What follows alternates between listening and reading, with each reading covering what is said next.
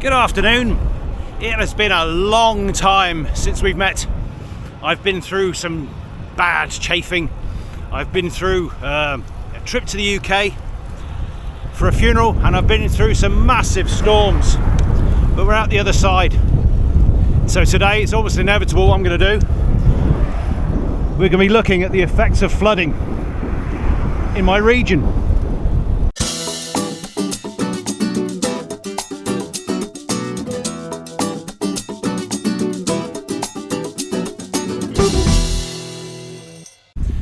So perhaps first I want to thank all of you who have actually been in touch with me to ask how we've fared during these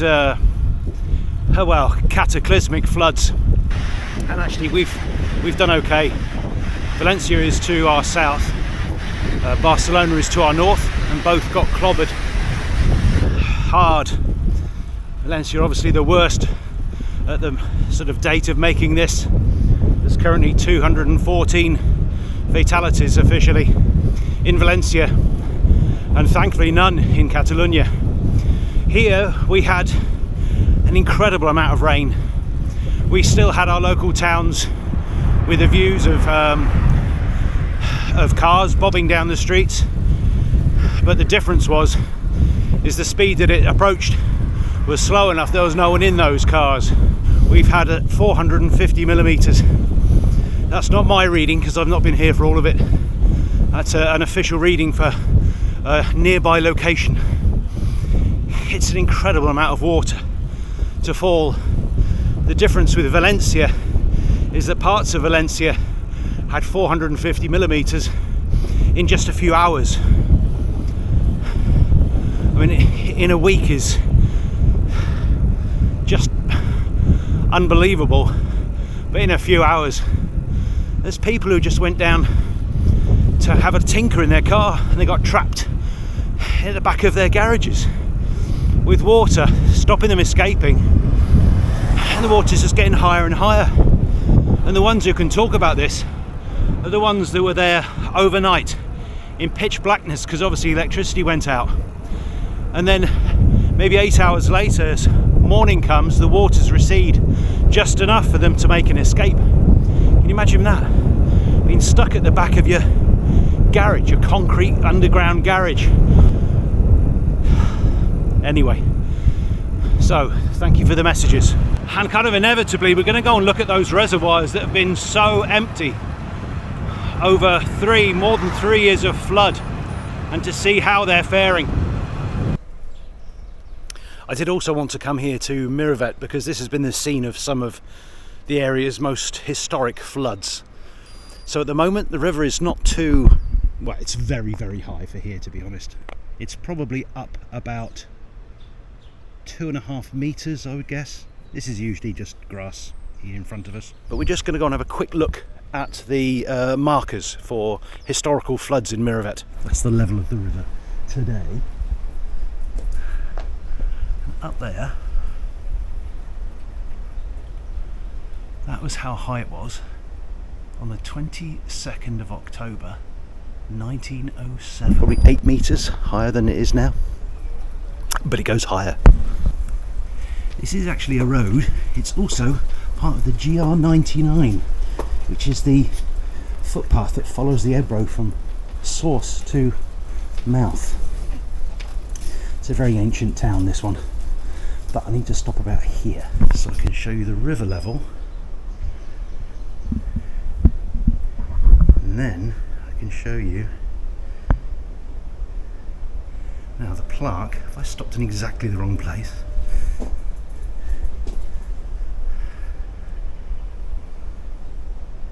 is up there, and that was the height of the river on the 8th of October 1787, and that is I'd guess about 14 meters higher than the current river level, bearing in mind it's already up 2.5. It's phenomenal, isn't it? Scary. But then it's not actually the biggest river in Spain, but it does have the highest volume of any river in Spain. This is vaguely interesting. This is actually what occurred. This is what happened to Valencia. Over in this direction, is the Mediterranean. The Mediterranean is currently quite a lot warmer than it normally is. It's climate change, let's not call it anything else. It is. It's actually warming twice as fast as the world's oceans as well, because it has very little circulation, because the only way out is at the Straits of Gibraltar, which are very narrow. So it's basically a big bath. And when the winds come from the north, east, as they have been, they are travelling across this unusually warm ocean, picking up moisture. And over this direction is, if you like, the prevailing winds. And that's from the northwest. And those northwesterlies are cold. And they've just crossed the whole of the Spanish peninsula. And so they're dry. So they're dry and they're cold. And when they meet the warm and the moist, the air gets forced upwards. And this is what's happening right now. So these cumulonimbus are now turning into stratocumulus, and these will rise up and up and up and up and up until they reach a point where they cannot go any higher, and they form a flat anvil-shaped cloud, and that's what they are. It's your typical thunderstorm cloud. But it's interesting to see it happening right in front of us. You can see there's a second part in front, slightly darker grey, that's actually taking over as it's coming closer to us. And the one behind is significantly higher, and it's still growing. You won't be able to tell from this video, but I can actually see it growing as we're looking. There's no cloud forecast for this afternoon. It's supposed to now be clear. So this is just a little extra thrown in. Hopefully it won't actually come to anything, because we've had enough. Everywhere is utterly waterlogged. Couldn't write it. Been praying for rain, and boy have we got it. Careful what you wish for.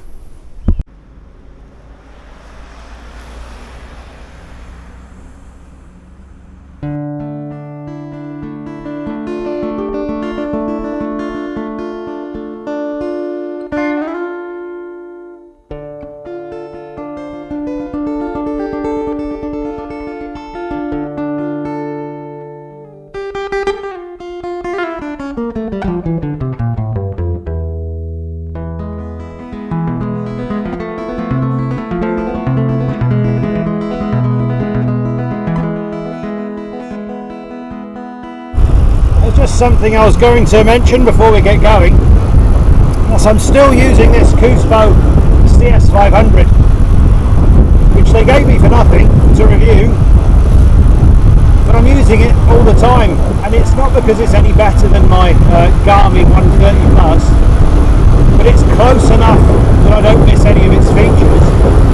But what I do like is the monumental battery time that this gives. They've just been in touch with me because they wanted me to let you know that they've got a sale on, starting on the 11th of November. I don't know how long for, but they've reduced the price to only €48. I don't know what that is in pounds, shillings and pence. At the moment, not a lot. It's a GPS one. It shows you where to go. In some ways it's better than that Garmin of mine, because you can zoom out and get a better idea of where you are in the world if you do get lost, which sadly is something I do a lot. Anyway, I'll leave a link to it in the description if you fancy a bit of a bargain. Now I know I promised a look at the reservoir at well, the Uldecona reservoir. It's not at Uldecona, it's really nearer at Valencia, and we're in Valencia, so we're just going to head a little bit off-road and go and have a look at something nice. It's an exploring channel, we're exploring. Come on. Oh, this is a bit steep. Got to come back up this. Oh. I'm over the back of the seat today.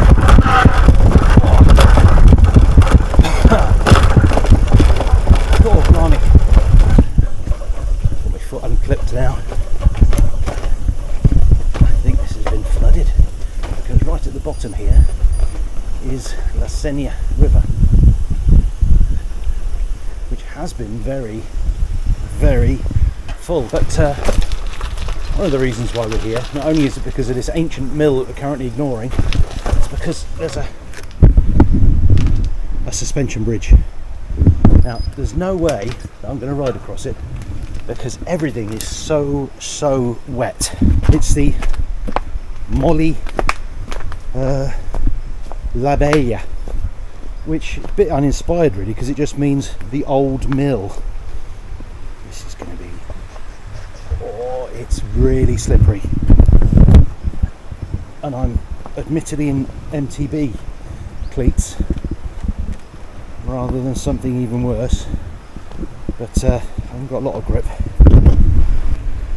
How lovely. It's absolutely fantastic to even see water, but this is beautifully clear water. Unbelievable. I live on the Ebro, and the Ebro currently is just this brown soup because it's taking all of the runoff, but this should be taking the runoff from the port's mountains, and the port's had 450 millimeters of rain. Beautiful river. This should be alive with trout, but about 2 weeks ago it was bone dry. So started life as a flour mill in the 14th century, later became a paper mill, which is a big thing in Valencia and its environs, and at the end it became an ice factory, and it stayed making ice until the 1970s, when enough people had refrigerators and freezers of their own that it went out of business. We definitely wouldn't want to cross this on a bike right now. I'm going to keep the camera rolling because I think there's an extremely good chance of me going arse over tit, and if I do, I want it. I want to capture that wonderful moment. Oh, I do like the bounce.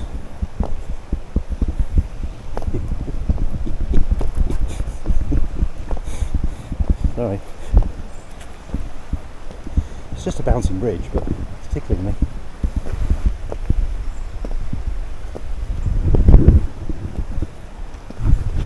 I should have mentioned the mill is now a museum. It was bought out by the town council in the 80s, and it's been restored, and it's now a museum for all things Valencia river related, and the interaction between the river and man. It's closed, so we won't be having a look.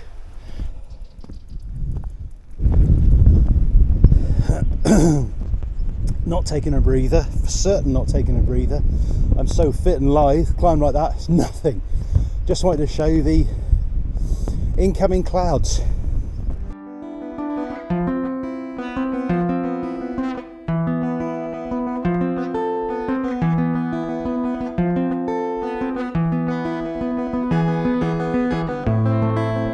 Hola.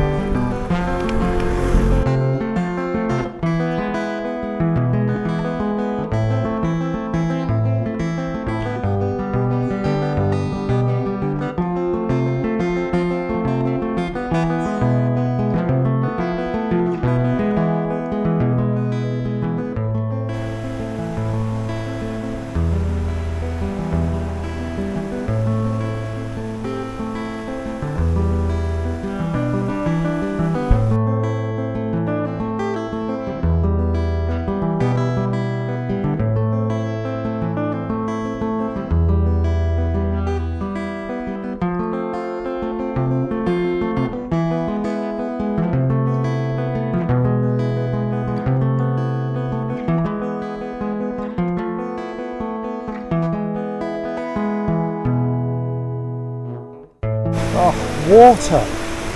I can't tell you how this makes me feel, frankly. We've just had drought for so long, and this is what it should look like. I mean, there's water coming from everywhere, so there's another sort of canal takeoff from the river over there. So this presumably is quite a large lake in behind there. It's overgrown. But that looks gorgeous. Imagine diving into that. Right, it's reservoir time. I said that before, but there may be other things to see. I don't know. Who knows?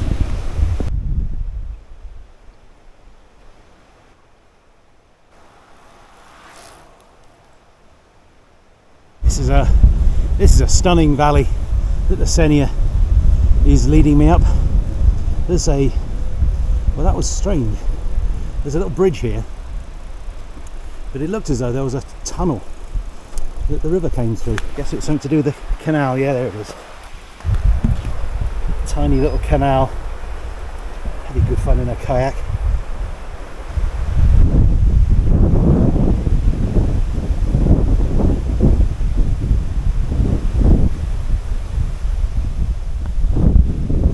And in the summer, that's oh, it's a chill out. It's a chill out pub. Chill out in English, sorry. Oh, I can smell the seafood. The bit down by the river is covered in seats in the summer, so you can get out of the heat by the coast, come up into the mountains, sit next to a beautiful stream. Can't believe there's water in it. It's lovely with the autumn colours as well, because we're high enough up here to get into deciduous tree country. But that looks a lovely place to stop, doesn't it? To be honest though, I don't care if it does rain. I'm just so happy to be out and about. It's lovely. Looks like we're going to cross the river again, so that'll be back into Catalonia. They've got a fire going. It's not that cold, it's beautiful. I don't know what the temperature is. I guess, I don't know, 19, 20. Pretty good. It smells good. Oh, that smells really good. I love the fact that lots and lots of the restaurants here use real wood barbecues, not charcoal, actual wood. Around here it'd be hardwood oaks and things. Get some proper flavour into the meat. It's looking a bit more gorgeous, if you'll forgive the pun. Beautiful colours, even though it's now quite a dull day. Here we go.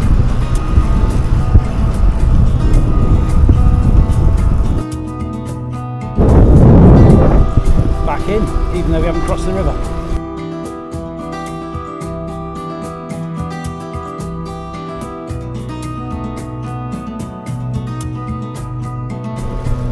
Put it in the little ring. And let's climb, baby, climb. I think we all know what's coming.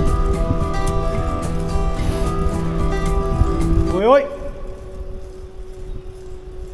That was one of the best yet, surely.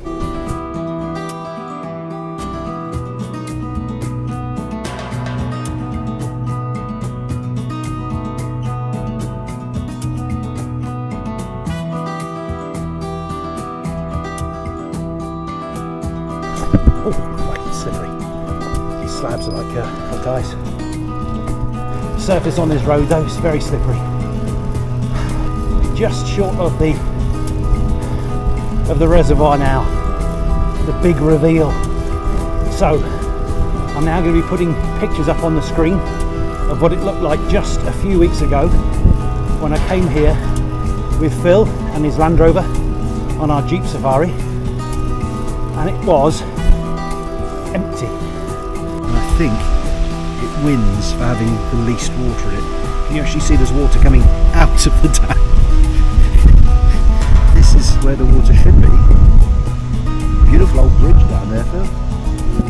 Oh, we're nearly there. I'm excited. Wow, let's show you properly. I'll see if I can do the same panning shot as I did before. This was, well, a little puddle here, and the rest was bone dry. There's a bridge, two bridges, right at the bottom of the valley.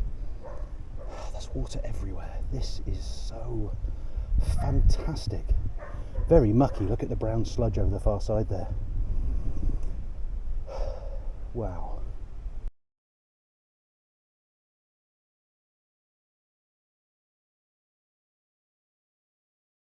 Fantastic. And that whole floating pontoon was, wow, somewhere else. Again, when I showed you this side, this road down was full of detectorists trying to find ring pulls and stuff like that. And the metal, some detectorists over there, if you're wondering what the funny noise is.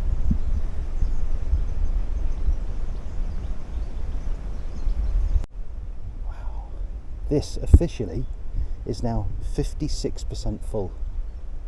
Looks a lot more because it looks like a proper reservoir. That's my old friend. It's an Orbea Gain D10 with a DIY extender, range extender in that backpack, in that saddle pack. I'd love to do a really fast descent now, but frankly, that's madness. I'm not in a race. It goes into shadow. On the way up I noticed there were some slippery bits, so instead we're just going to tootle down and enjoy ourselves.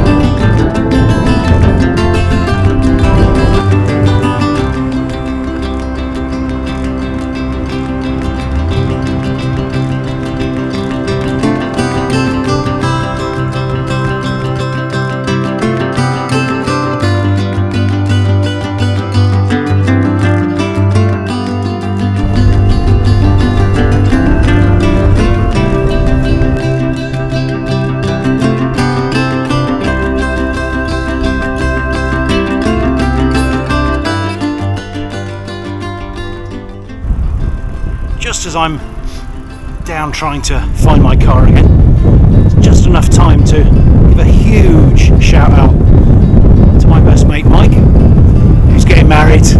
Hey, you devil, you! Huge congratulations to you and to Jan. It's the best decision he'll ever make.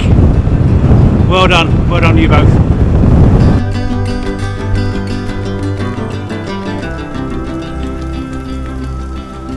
That's it. Thanks for watching.